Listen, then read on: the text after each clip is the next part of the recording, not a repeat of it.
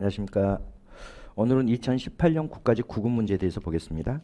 여러분들이 문제를 풀어봐서 알겠지만 문제가 아주 잘 만들어져 있고 그리고 난이도 높게 나왔다고 꼭 말하기는 어렵지만 공부를 하지 않은 수험생들 같은 경우는 단순 암기식으로 공부하는 수험생들 같은 경우에는 문제를 푸는데 상당히 어려움이 있습니다.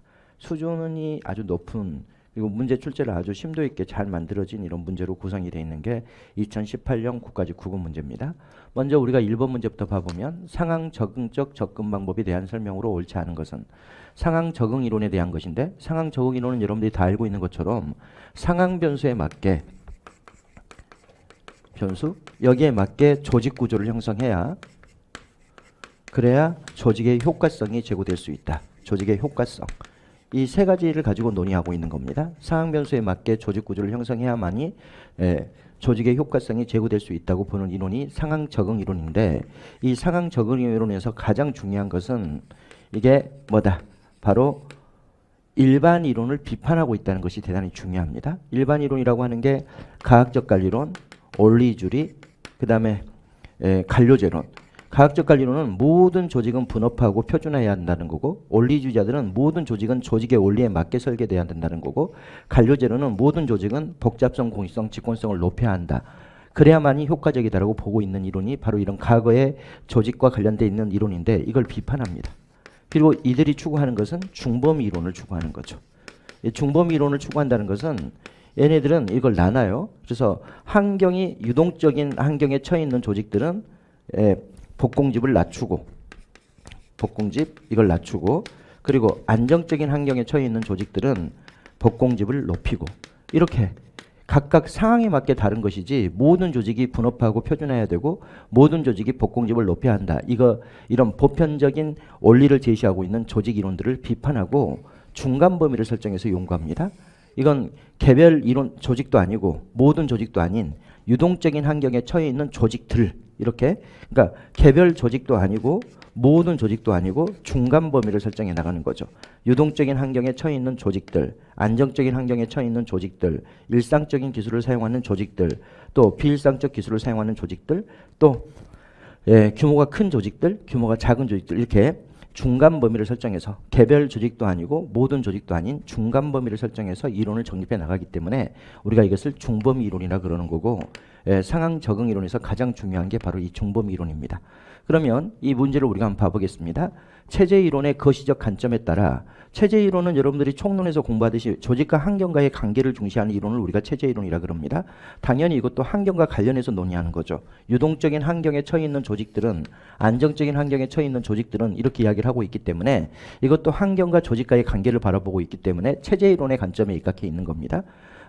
거시적 관점이 뭐예요? 방법론적 전체주의를 우리가 거시적 관점이라 그러고 조직과 환경과의 관련된 이론들을 우리가 거시조직 이론 또는 거시적 관점 이렇게 이야기를 합니다. 그러니까 바로 조직과 환경에 대한 논의를 하고 있기 때문에 체제 이론의 거시적 관점에 따라 이 말은 맞는 거죠. 그 다음 모든 상황에 적합한 유일 최선의 관리법을 비판합니다.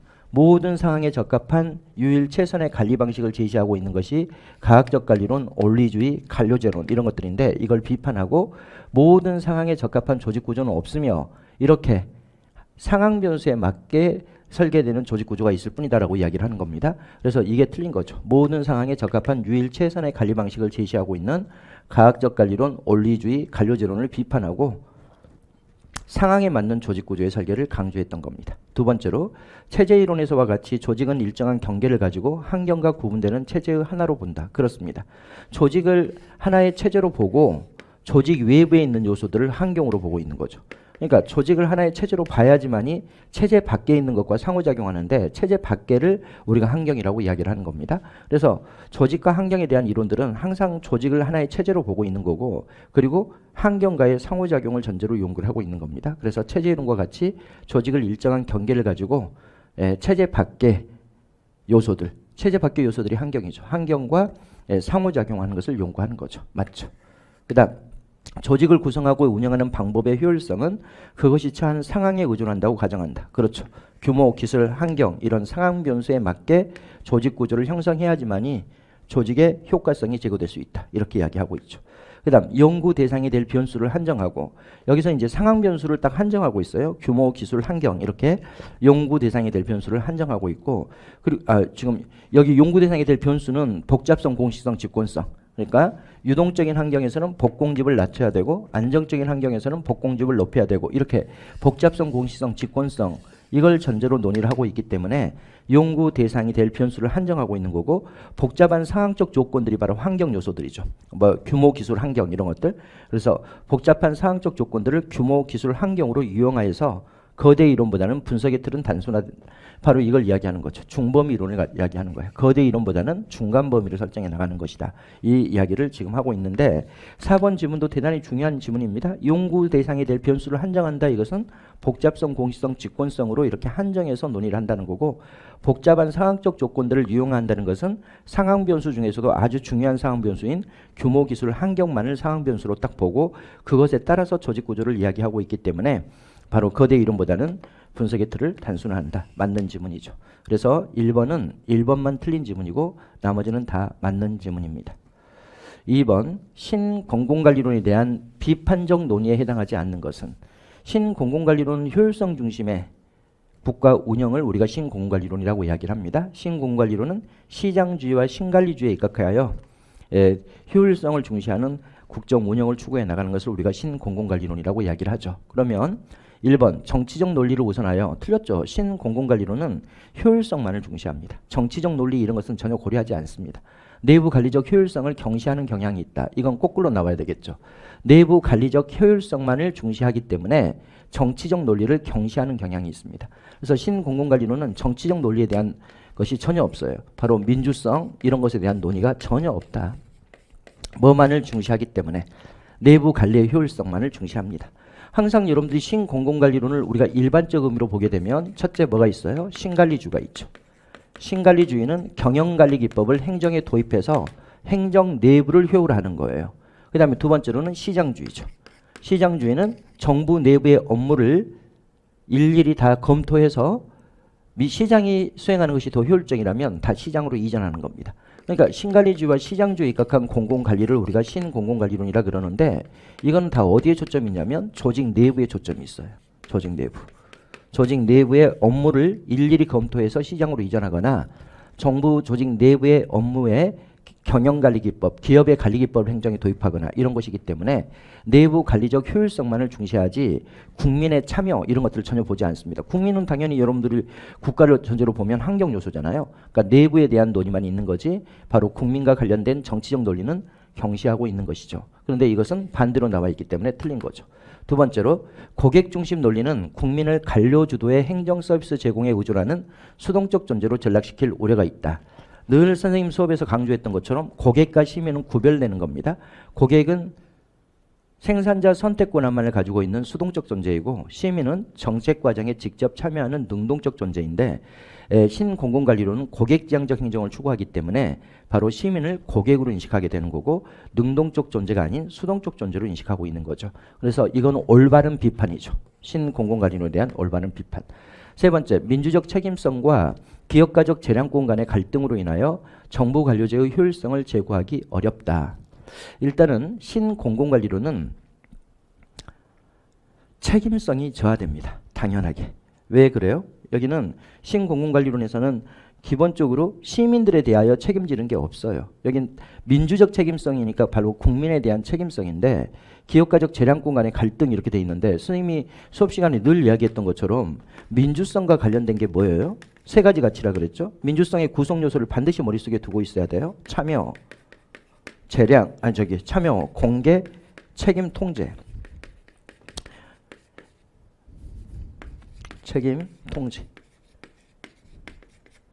공개, 참여. 민주성과 관련된 구성 요소가 참여, 공개, 책임, 통제다. 그리고 여기와 반드시 대비해서 여러분들이 능률성과 관련된 구성 요소를 알아야 된다 그랬어요. 능률성과 관련된 구성 요소는 뭐예요? 전문, 재량, 성과예요.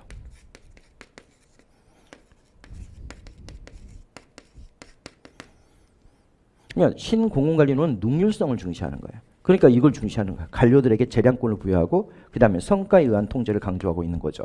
그러니까 이 능률성 중심의 재량을 부여하게 되면 당연히 국민에 대한 책임은 약화될 수밖에 없습니다. 관료들에게 스스로 자기들이 마음껏 재량껏 업무를 수행하도록 하게 되면 결국 시민에 대한 통제는 약화될 수밖에 없는 거죠. 그러니까 민주적 책임성과 기업가적 재량권의 갈등, 바로 신공공관리론이 강조하는 것은 기업가적 재량권입니다. 그로 인해서 국민에 대한 책임성은 저하되는 거죠. 이걸로 인해서 오히려 정부관료제의 효율성을 제고하기 곤란하다. 예, 그럴 수 있죠. 네 번째로 공공부문은 민간부문과 다르기 때문에 민간부문의 관리기법을 공공부문에 그대로 적용하는 데는 한계가 있다. 바로 이 신관리주의가 경영관리기법을 행정에 도입해 오는 것인데 그렇게 하면 안 된다라고 비판받는 거죠. 왜냐하면 공공부문은 민간부문과 전혀 다른 특성을 가지고 있다는 점에서 공공부문은 공익을 추구해야 되는데 민간의 사익관리기법 또는 사익추구기법을 그대로 행정에 도입해옴으로써 많은 한계를 가지고 있다라고 비판받고 있으니까 4번도 맞는 지문이죠. 그래서 2번의 문제는 1번만 틀린 거죠. 뭐 답을 찾는 데는 아주 쉬운 문제죠. 3번 문제. 사이버네틱스 의사결정 모형에 대한 설명으로 옳지 않은 것은, 사이버네틱스 의사결정 모형은 자동온도 조절 장치와 같은 사이버네틱스의 원리를 정부 정책에 그대로 반영하는 것을 우리가 사이버네틱스 의사결정이라고 그럽니다. 자동온도 조절 장치는 이렇게 돼 있잖아요. 뭐 온도가 25도 이상이다. 그러면 무조건 차가운 바람이 불도록 하는 거죠. 차가운 바람. 그 다음에 온도가 15도 이하로 떨어진다. 그럼 무조건 따뜻한 바람이 불도록 해서 항상 온도가 이 상태로 유지되도록 하는 거. 이런 게 바로 자동온도 조절 장치고 이거 사이버네틱스의 원리라고 이야기를 합니다. 그러면 이걸 정책 과정에 적용하면 어떤 것이냐 이런 거예요. 지금 이렇게 국가가 이자율이 아니라 물가상승률을 내년에 6%에서 2% 사이로 두겠다. 이렇게 딱 정해놓으면 물가가 지금 2% 이상으로 올라가면 괜찮죠. 이 범위 안에 들어가니까. 근데 2% 미만으로 물가가 떨어진다. 물가가 떨어지는 것도 안 좋은 겁니다. 물가가 떨어진다는 것은 경기 침체가 나타난다는 거니까. 그럼 물가가 떨어진다는 것은 시중에서 사람들이 물건을 사고 팔고 하지 않았을 때 물건의 가격이 떨어지는 거야. 물건의 가격인 거고 사람들이 이렇게 거래가 활발하게 이루어지지 않으면 물건 가격은 떨어지게 돼 있는 게 일반적이에요. 그럼 물건 가격이 떨어진다는 것은 시중에 돈이 잘 흘러다니지 않는다는 것을 의미하기 때문에 이럴 때는 국가가 이자율을 낮추는 거예요. 그럼 시중에 사람들이 돈을 빌리게 되는 거고 그래서 사람들이 돈을 쓰게 되면 이제 물건의 거래가 이루어져서 결국 물가가 어느 정도 올라오니까 또 물가가 너무 높다는 것은 시중의 거래가 너무 활발하다. 돈이 너무 크게 왔다 갔다 한다는 것을 의미하기 때문에 이자율을 올린다. 이게 딱 정해놓은 거예요. 그래서 6% 이상 되기만 하면 이자율을 올리고 그 다음에 2% 이하로 떨어지기만 하면 이자율을 낮추고 이렇게 해서 국가가 딱 규칙을 설정해 놓으면 그 규칙대로 움직이면 이게 사이버네틱스 모형에 의한 겁니다. 그럼 이 사이버네틱스 모형은 뭐로 이루어지냐? 규칙으로 이루어져 있는 거야. 규칙으로. 딱 이자가 6% 이상을 초과할 때마다 이자율을 5% 이자율을 0.5%씩 상승한다라고 딱 규칙을 설정해 놓고 그다음에 이자가 2% 이하로 떨어질 때마다 이자율을 이만큼 낮춘다. 이렇게 딱 규칙을 설정해 놓고 그 규칙에 따라서만 운영이 돼요. 이 규칙을 우리가 뭐라고 표현하냐면 표준 운영 절차라고 이야기하는 거예요. 그래서 사이버네틱스는 의사결정 모형은 이 표준 운영 절차를 대단히 중시하는 겁니다.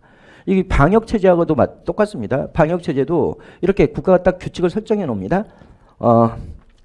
매일 100명 이상의 감염자가 발생하고 그리고 치사율이 치명률 사망자 그냥 하겠습니다. 사망자가 5명 이상일 때는 5명 이럴 때는 2단계로 격상한다. 딱 이렇게 규칙을 설정해 놓는 거예요. 그러면 정부가 발표를 하지 않더라도 매일 100명 이상이고 사망자 수가 5명 이상이면 2단계로 격상이 돼서 2단계 내용은 여기 써져 있겠죠. 영업시간은 9시로 제한하고 그다음 4명 이상 접촉하지 못하도록 하고 이런 식으로. 그다음에 매 사망자 수가 300명 이상이고 그다음 사망자가 아니라 점령자가 이제 300명 이상이고 사망자 수가 50명 이상이 될 때에는 3단계로 격상한다. 이렇게 딱 규칙을 설정해 놓고 거기에 딱 이렇게 프로그램을 짜 놓고 이런 게 지금 사이버네틱스 모형의 의사결정 모형입니다. 그럼 이 사이버네틱스 의사결정 모형은 첫째, 이거는 가장 중요한 게 뭐냐면 만족 모형에 근거를 두고 있어요. 만족 모형. 이게 제일 핵심입니다. 만족 모형을 근거로 한다는 거. 항상 사이버네틱스 모형은 만족 모형에 근거를 두고 있습니다. 그 말이 왜 그러냐면 여러분들이 인간이 가장 살기 좋은 온도가 20도라면 이 20도를 유지하려고 하는 게 아니에요. 사이버네틱스 모형은. 그냥 뭐야? 만족스러운 범위를 설정해 놓고 이 범위 안에 있도록 하는 거지. 그리고 여기도 똑같아요. 물가가 우리나라의 최적 물가 수준이 4% 정도 상승하는 게 최적 물가 수준이라면 이 4%를 유지하려고 하는 게 아니라 만족스러운 범위를 설정해 놓고 그 범위 안에서만 불확실성이 나타나도록 하는 것이기 때문에 제일 중요한 것은 이거는 만족 모형에 근거를 두고 있는 거고, 그러니까 이것은 기본적으로 제한된 가능성을 전제로 모든 논의가 이루어져 있는 겁니다. 그리고 어떻게 하려고 하는 거예요? 불확실성을 통제해 나가려고 해. 어느 범위 내에서만 불확실성이 있도록, 만족스러운 범위 내에서만 불확실성이 있도록 이렇게 불확실성을 일정 범위 내로 제한하기 위한 것이 바로 사이버네틱스 모형입니다. 그러면 사이버네틱스 의사결정 모형에 대한 설명으로 옳지 않은 것은, 이렇게 문제를 풀어보면 주요 본수가 시스템에 의하여 일정한 상태로 유지되는, 그렇죠, 이 범위 상태로 유지되도록 하는 거예요. 그리고 습관적이고 적응적인 의사결정이에요. 왜? 아니 이렇게 딱 정해놓고 여기에 넘어서기만 하면 따뜻한 바람이, 차가운 바람이 불고 내려가기만 하면 따뜻한 바람이 불고 이렇게 해서 환경에 적응해 나가는 의사결정입니다. 환경이 변화돼 가지고 온도가 30도로 올라갔다 그러면 차가운 바람이 불고, 환경이 변화돼 가지고 또 뭐다 온도가 15도 이하로 떨어졌다 그러면 따뜻한 바람이 불도록 해서 환경의 변화에 적응하기 위한 의사결정의 모습인 거죠.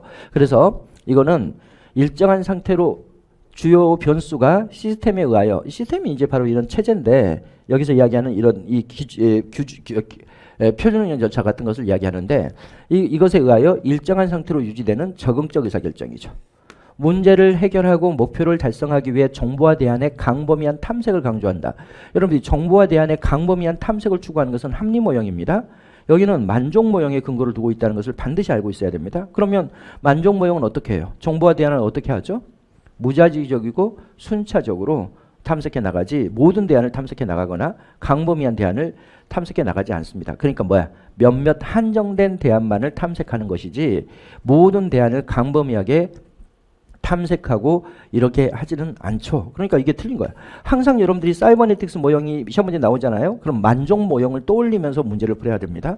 그렇지 않으면 무조건 틀려요. 이게 막 새로운 거라고 생각해가지고 공부를 하다 보면 이게 뭐지? 도대체 어떤 거지? 이러고 있는 사람들 되게 많습니다.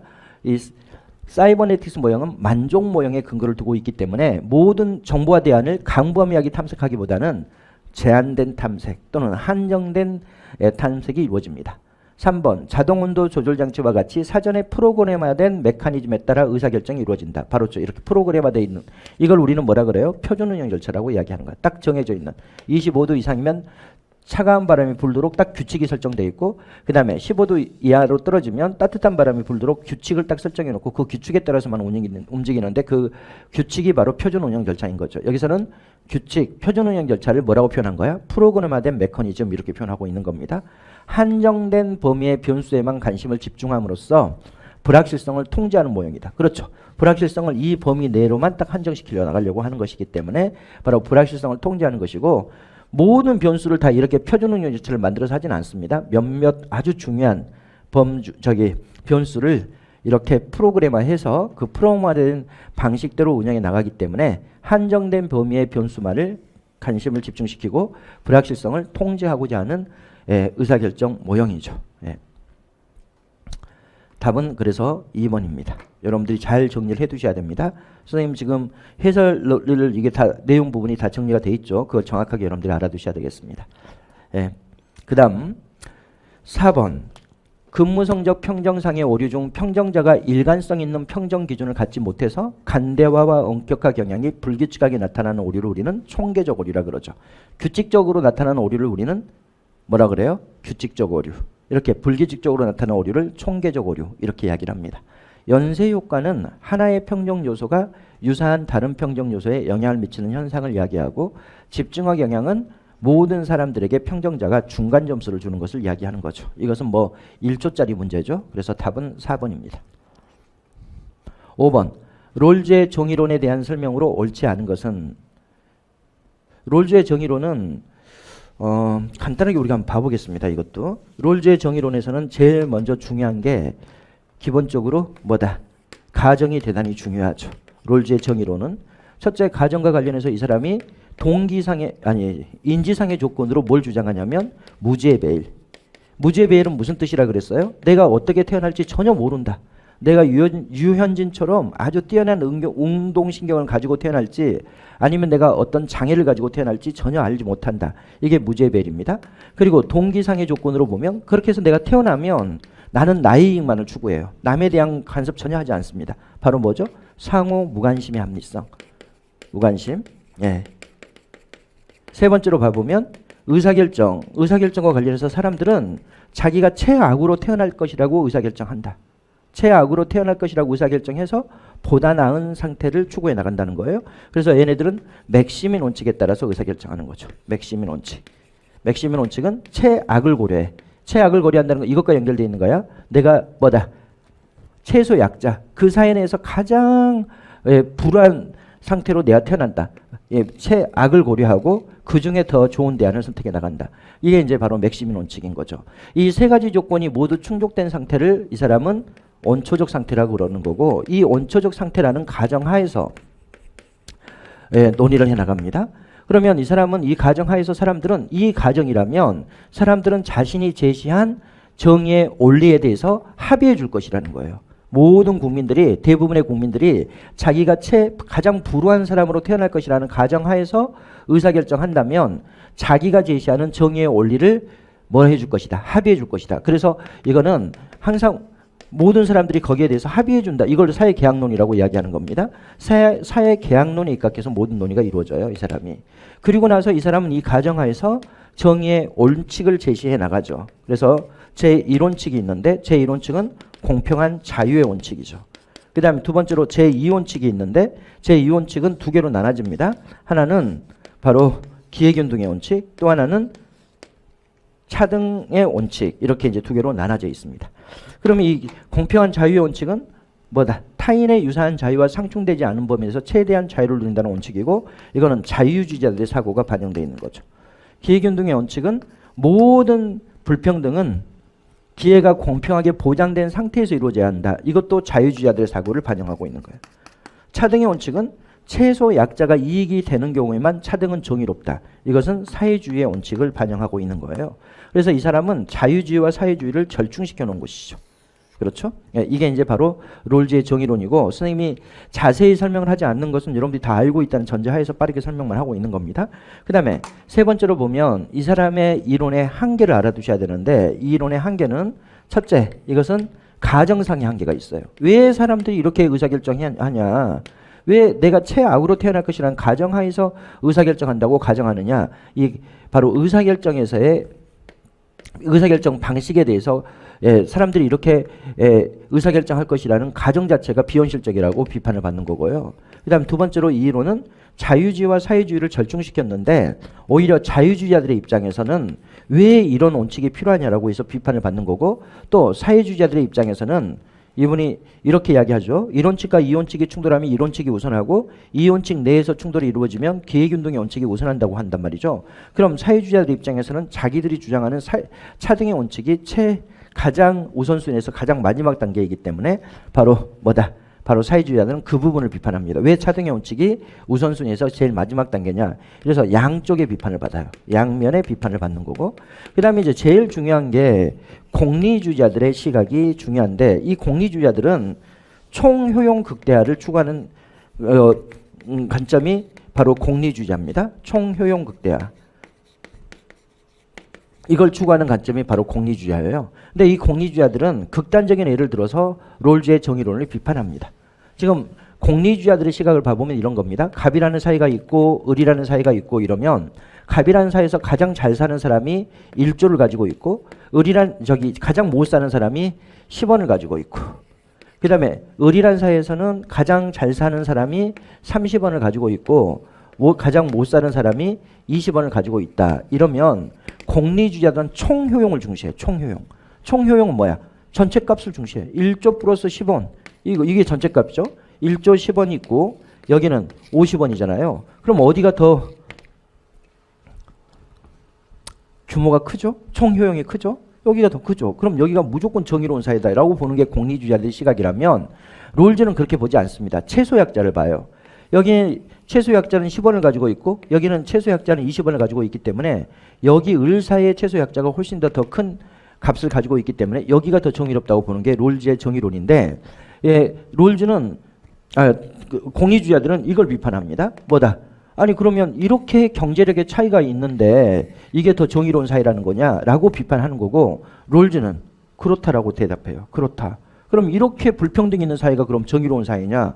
이건 너무 불평등이 크고 아무리 사회의 총합이 큰다 하더라도 이렇게 큰 불평등이 존재하는 사회는 정의롭다고 볼 수 없는 거 아니냐라고 그래서 양쪽에서 비판합니다.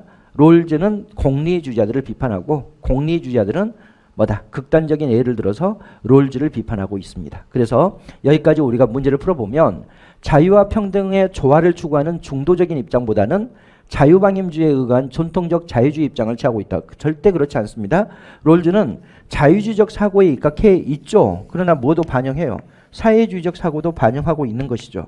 그러니까 뭐라고 바꿔져 나와야 돼요? 자유방임주의에 의한 전통적 자유주의 입장을 취하기보다는 자유와 평등은 사회주의적 사고죠. 자유와 평등의 조화를 추구하는 중도적 입장을 취하고 있는 거죠.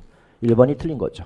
2번 사회의 모든 가치는 평등하게 배분되어야 하며 불평등한 배분은 이게 차등이야. 불평등한 배분이 차등인데 차등은 사회의 최소 수혜자에게도 유리한 경우에만 정당하다고 본다. 이건 뭐죠? 차등의 원칙이죠. 차등의 원칙은 선생님이 뭐라고 정의했어요? 차등의 원칙이라는 것은 사회의 최소 약자에게 이익이 되는 경우에만 뭐가 가능하다. 바로 차등은 가능하다. 즉 사회의 최소 약자에게 이익이 되는 경우에만 불평등한 배분, 이게 차등이잖아요. 불평등한 배분이 가능하다고 보는 거죠. 정당하다고 보는 거죠. 당연히 맞죠. 현저한 불평등 위에서는 사회의 총체적 효용 극대화를 추구하는 공리주의는 정당화될 수 없다고 본다. 그렇습니다. 롤즈는 공리주의자들, 바로 이렇게 극단적인 불평등이 나타난다 하더라도 사회의 총합이 크면 무조건 좋은 사회라고 보는 이런 공리주의자들의 시각을 비판하고 있는 거죠. 그 다음 온초적 자연 상태에서 이게 바로 뭐예요? 바로 온초적 상태. 지금 가정을 이야기하고 있는 거죠. 구성원들의 이성적 판단에 따른 사회 형태는 극히 합리적일 것이라고 가정하는 사회 계약론적 전통에 따른다. 그렇습니다. 이런 온초적 상태라는 것은 이 세 가지 조건이 다 충족된 상태. 이 세 가지 상태가 모두가 충족된 상태에서 사람들은 뭐다? 자신이 제시한 이 원칙들이 정의로운 것이라고 합의해 줄 것이다. 그게 바로 사회 계약론입니다. 그래서 사회 계약론적 전통에 따르고 있다. 그럼 맞죠. 그럼 5번에서 답은 1번만 틀린 지문이겠죠. 예. 6번 살라몬이 제시한 정책수단의 유형. 정책수단의 유형과 관련해서 직접적 정책수단, 간접적 정책수단 이것은 뭐 수도 없이 이야기를 했죠. 여기서 여러분들 이런 표가 딱 나오면 뭐부터 해야 되죠? 첫째 뭘 해야 돼? 민간이탁과 관련된 것은 전부 다 간접적 수단이에요. 민간이탁과 관련돼서 살라몬이 이야기하는 게 뭐가 있어요? 첫째 계약, 그 다음 두 번째 바우처, 세 번째 뭐가 있어요? 보조금. 네 번째 뭐죠? 보조금과 동일한 효과를 가지고 있는 게 조세지출이죠. 조세지출.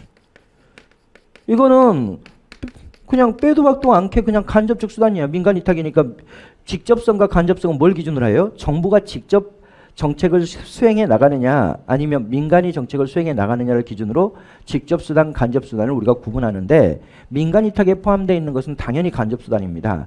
그 다음 두 번째로 보면 구별해서 공부해야 된다는 게 있었죠. 경제적 규제는 관료들이 직접 허가, 특허, 인가를 내주기 때문에 이건 직접수단이라면 사회적 규제는 대부분 민간단체에게 임하고 그 민간단체에 의해서 수행된다 그랬습니다. 가스 안전 규제를 한다 그러면 가스 안전공단에 가스 안전 규제 권한을 넘겨줘요. 그러면 그 가스 안전 공단이 집집마다 돌아다니면서 가스 안전 규제를 하는 것이기 때문에 기본적으로 사회적 규제 같은 경우에는 사회적 규제 같은 경우에는 기본적으로 뭐가 된다? 바로 간접적 수단이 되는 거죠. 민간 단체에게 넘어가기 때문에. 그 다음에 두 번째로 보면 공기업은 여기서 공기업은 뭐라 그랬어요? 정부 부처형 공기업이라고 이야기했어요. 여기는 정부 부처형 공기업이기 때문에 공무원에 의해서 수행되기 때문에 이건 직접 수단이에요. 그러나 보험은 그렇지 않아. 국민연금보험, 그 다음에 의료보험 이런 것들은 공단을 만들어서 민간단체에게 공단은 민간단체입니다. 공무원들에 의해서 수행되는 것이 아니에요. 그럼 이건 뭐예요? 보험은 간접수단이다. 그 다음에 또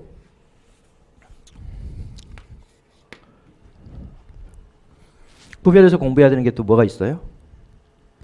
직접 대출. 국가가 돈을 직접 빌려주면 직접 수단이고, 그 다음에 정부가 뭐만 해주면, 보험 보증만 해주면, 대출 보증, 대출 보증만 써주면 이건 간접 수단이다. 이렇게 우리가 공부를 했잖아요. 그러니까 이 정도만 가지고도 충분히 문제를 풀 수 있으니까 표를 안 보겠습니다. 여러분들이 반드시 머릿속에 정리를 해둬야 되는 게 저런 내용들입니다. 그러면 우리가 보면 조세 지출은 바로 보조금과 동일한 효과를 가지고 있으니까 간접 수단인 거죠. 경제적 규제, 직접 수단. 정부 소비는 정부가 직접 물건을 구매하는 겁니다. 이건 직접 수단이에요. 사회적 규제는 간접 수단이고, 공기업은 직접 수단이고, 보조금은 민간 위탁의 종류 중에 하나이기 때문에 간접 수단이고. 그래서 니은번, 디귿번, 미음번 3번이 답이죠. 예. 7번 립스키의 일성간료제에 대한 설명으로 옳은 것은, 일성간료제는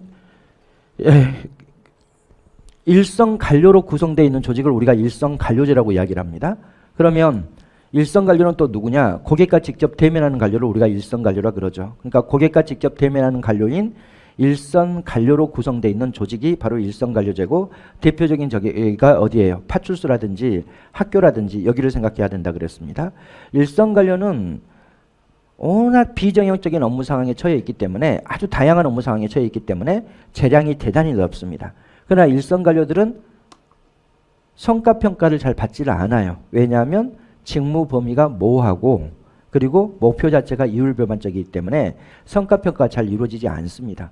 그렇기 때문에 일성간료들은 열심히 일할 유인이 거의 없습니다. 그래서 어떻게 한다? 바로 자신들의 고정관념에 근거해서 고객을 딱 범주화해 놓고 그 범주 안에 있는 고객들만을 업무를 처리해주고, 또 고객의 요구가 있다 하더라도 거기에 대해서 민감하게 대응하지 않고, 뭐 이런 특징을 가지고 있는 게 일성간료제입니다. 그러면 일성간료와 관련해서 선생님이 간단하게 이야기했는데, 이 표를 가지고 한번 정리를 해보면, 고객과 직접 대면하는 간료가 일성간료고, 그리고 일성간료로 구성되어 있는 조직을 일성간료제라 그럽니다. 일성간료제에서 근무하는 일성간료들은 아주 비정형적인 업무 상황에 처해 있습니다. 그 이유가 바로 집행 형장이 워낙 다양하고 복잡하기 때문에 그렇습니다. 이 비정형적인 업무 상황 때문에 폭넓은 재량권이 부여되어 있습니다. 그 다음에 업무 환경을 크게 보면 세 가지로 나눌 수가 있는데, 항상 인적 물적 자원에 부족한 상태고요. 그 다음에 고객에 대하여 권위에 대한 도전이 대단히 큽니다. 뭐 경찰이다 그러면 막 술 먹고 주치자가 경찰을 때리려고 하고 막 이런 권위에 대한 도전이 대단히 크고, 그리고 기본적으로 목표가 이율배반적이에요. 뭐 경찰이라면 목표는 뭐 대민 봉사를 공개적으로 목표라고 세워놓고는 결국은 범죄자 체포 또는 이런 통제, 규제 이런 것들을 목표로 삼아버리기 때문에 기본적으로 이율배반적이고 모호한 기대를 가지고 있습니다. 그래서 그들의 업무 수행 방식을 봐보면 자신들의 고정관념에 의해서 고객을 범주하고 거기에 따라서만 업무를 처리하고, 또 자기들이 간행을 만들어요. 간행을 만들어가지고 그 간행대로만 업무를 처리하기 때문에 바로 업무 수행의 단순화 정형화가 야기되는 거죠. 그럼 우리가 문제를 풀어보면, 일성간료는 고객에 대한 고정관념을 타파한다. 말도 안 되죠. 고정관념 하에서 복잡하고 불확실한 상황을 어떻게 단순하고 정형화해서 문제를 해결해 나가요. 예, 복잡한 문제와 불확실한 상황에 대해서 정형화하고 단순화해서 문제를 해결해 나간다. 그 다음 일성간료가 업무를 수행하는 기간에 대한 고객들의 목표 기대는 서로 일치하고 명확하다. 틀렸죠. 애매하고 모호하죠. 일성간료는 집행에 필요한 자원이 부족할 경우 대체로 부분적이고 간헐적으로 정책을 집행한다. 절대 일관적인 정책 집행이 이루어지지 않아요. 항상 얘네들은 인적 물적 자원이 부족한 상태이기 때문에 언론에 관심을 받으면 그때 살아야 반짝하는 거예요. 누가 자살해가지고 그게 막 경찰의 어떤 잘못으로 자살했다. 이게 딱 나오면 그때 살아야 반짝 조금 하고, 그리고 여론의 관심이 사라지면 안 해버리고, 이런 식이기 때문에 간헐적이고 부분적으로 집행이 이루어지죠. 4번 일성간료는 계층제 하위에 위치한다. 그렇습니다. 직무의 자율성이 거의 없고, 틀렸습니다. 얘네들은 아주 비정형적인 업무 상황에 처해 있기 때문에 직무에 대한 자율성이 대단히 크죠. 그리고 의사결정에 있어서 재량권의 범위가 대단히 넓죠. 그러면 7번의 답은 3번만 틀린 지문이고 나머지는 다 맞는 지문입니다. 8번 행정기관에 대하여 관계법령에 규정된 내용으로 옳은 것은, 방송통신위원회, 공정거래위원회, 소청심사위원회 등은 행정기관의 소관 사무에 관하여 자문에 응하거나 조정, 협의, 심의 또는 의결 등을 하기 위해 복수의 구성으로 이루어진 합의제 기관이다. 맞죠? 위원회는 다 합의제 기관이니까 행정기관이 아니다. 틀렸죠? 당연히 이것은 행정기관으로서 위치해 있는 거죠. 특히 유기원회는 중앙행정기관으로서 위치해 있습니다. 유기원회가 어디라 그랬어요? 대통령 소속의 방송통신위원회, 국무총리 소속의 공정거래위원회, 국민권익위원회, 원자력안전위원회, 개인정보보호위원회 또 등 이 6개는 중앙행정기관으로서 위원회를 가지고 있는 위원회에 위치해 있는 거고 여기에 나와 있는 그러니까 방송통신위원회나 공정거래위원회는 중앙행정기관입니다. 그 다음에 소청심사위원회는 뭐예요? 의결위원회지. 의결위원회. 이것도 다 행정기관으로서 위치해 있는 겁니다. 당연히 틀렸죠. 그 다음에 이런 게 이제 여러분들이 틀리기 쉬운 거예요. 잘 알아두셔야 됩니다. 행정기관은 하부기관도 있고 소속기관도 있고 이렇게 나눠져요. 하부기관은 개선과 막료로 구분됩니다. 개선, 막료 이렇게 구분되고 이 개선을 우리는 보조기관이라 그러고 막료를 우리는 보좌기관이라 그러고 소속기관은 두 개로 나눠집니다. 하나는 특별지방행정기관이 있어요. 특별지방행정기관은 지방세무서, 지방병무청 이런 것들이 바로 소속기관입니다. 또 부속기관이 있죠. 부속기관은 그 부처, 중앙행정기관에 소속돼 있는 교육기관이라든지 의료기관이라든지 이런 것들을 우리가 부속기관이라고 이야기를 합니다. 그러면 하부기관이란 중앙행정기관에 소속된 기관으로 틀렸죠. 소속기관이 소속된 기관이죠. 특별지방행정기관과 부속기관을 말한다. 그럼 틀려요. 당연히 하부기관은 개선과 막료를 우리가 하부기관이라고 이야기하죠. 보조기관은 여기 있네. 개선을 보조기관이라 그러죠. 행정기관이 그 기능을 원활히 수행할 수 있도록 그 기관을 보좌함으로써 틀렸죠. 이건 보좌기관을 이야기하는 거죠. 그 다음에 부속기관은 여기 소속기관에 들어가 있죠. 행정권의 직접적인 행사를 임무로 하는 기관에 부속하여 그 기관을 지원하는 행정기관을 말한다. 맞죠? 항상 여러분들이 이걸 정확하게 알고 있어야 됩니다. 지금 여러분들이 알아두셔야 될 것은 이거를 구별할 수 있어야 돼요. 하부조직이라고 하는 것은 개선과 막료를 이야기해요. 개선과 막료. 개선을 보조기관, 정부조직법상 보조기관, 막료를 정부조직법상 보좌기관. 그 다음에 소속기관은 부속기관과 특별지방행정기관으로 구성이 되어 있습니다. 그래서 이걸 여러분들이 반드시 알고 있어야 되죠. 하부기관이란 개선과 막료, 그 다음에 소속기관이란 부속기관과 특별지방행정기관 이렇게 구성이 되어 있다는 것을 여러분들이 알아두시고 그 다음에 개념을 읽어두셔야 돼요. 그래서 답을 찾는 데는 뭐 어려움이 없죠. 이게 당연히 1번 틀렸고 2번도 틀렸고 그 다음에 3번은 보조기관과 보좌기관을 구별할 수 있느냐인데 여기는 당연히 보좌한다고 돼 있으니까 당연히 보좌기관에 대한 거고 그 다음 이것만 옳은 지문이 되는 거죠. 그래서 4번만 옳은 지문입니다. 그 다음 9번 국가공무원법상 징계에 대한 설명으로 옳은 것은 징계는 파면, 해임, 정직, 감봉, 견책으로 구분한다. 틀렸죠? 견책, 감봉, 정직, 그 다음 뭐가 들어가야 돼? 강등이 들어가 있어야죠. 그 다음에 해임, 파면이니까 강등이 빠져 있으니까 틀린 거죠. 정직은 1일에서 3개월 이하의 기간으로 하고 그렇죠. 정직 처분을 받은 자는 그 기간 중 공무원의 신분은 유지합니다. 당연히. 직무에 종사하지 못하죠. 그리고 직무를 수행하지 않으니까 보수의 전액을 감하는 거죠. 보수의 3분의 1을 감한다 이러면 틀리는 거죠. 감봉은 1에서 3개월의 기간 동안 보수의 3분의 1을 감한다. 맞죠. 감사원에서 조사 중인 사건에 대해서는 조사 개시 통보를 받은 후로부터 징계 의결의 요구나 그 밖의 징계 절차를 진행할 수 없죠. 왜 이렇죠? 감사원에서 조사하고 있는데 미리 뭐 해버리냐면 감봉 적치해버립니다. 근데 이게 감사원에서 조사해봤더니 이건 파면받아야 될 일이야. 그럼 이중처벌 금지 원칙이잖아요. 그러면 야 이미 감봉 조치했으니까 이제 처벌받은 거니까 이중처벌 안 됩니다. 그러니까 파면 못 시킵니다. 이런 짓거리를 행정기관이 예전에 엄청 많이 했어요. 그러니까 감사원에서 조사 중인 사건에 대해서는 징계 절차를 멈추도록 하는 거야. 그래서 감사원에서 최종적으로 어떤 결론이 나오는지를 보고 그 결론에 따라서 징계를 내려야 되는데 감사원에서 조사 들어가면 바로 뭐 해버리냐면 징계 조치해버립니다. 그거는 그 당사자를 어떻게 하기 위한 거예요? 보호하기 위한 장치로 그렇게 해버리는 거죠. 그런 것들을 막기 위해서 감사원에서 조사 중인 사건에 대해서는 조사 개시 통보를 받은 후부터 징계 의결의 요구나 그 밖의 징계 조치를 진행할 수 없도록 규정하고 있는 거예요. 그래서 4번은 당연히 틀린 지문이고 3번만 옳은 지문이죠. 10번 문제부터 보겠습니다. 정부 회계의 기장 방식에 대한 설명으로 옳지 않은 것은 단식부기와 복식부기에 대해서 문제가 주로 나와 있는데, 일단 이 단식부기와 복식부기는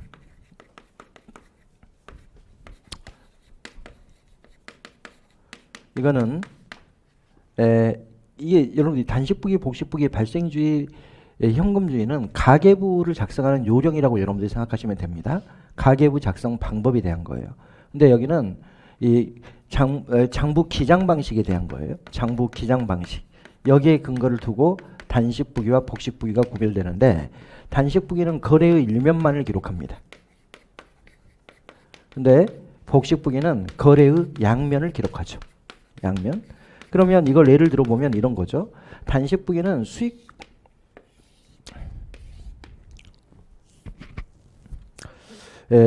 수익과 지출로 이렇게 구분이 되고요. 그리고 복식부기는 차변과 대변으로 기록이 돼요. 차변, 대변 이렇게 이제 기록을 합니다. 그러면 어떻게 기록하는지를 우리가 한번 봐보면, 정부가 만일 대규모 공사를 벌였다.